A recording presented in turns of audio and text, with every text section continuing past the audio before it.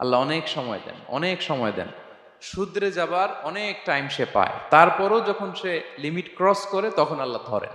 আল্লাহ সব সময় ধরে না, ধরলে ছাড়ে না, ধরে ধরে ধরে না, ধরলে আল্লাহ ছাড়ে না। আল্লাহ সব সময় ধরবেন।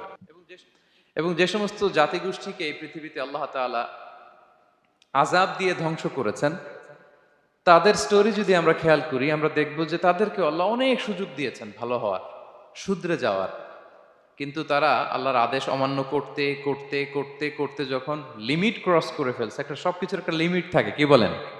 We all should know all limits.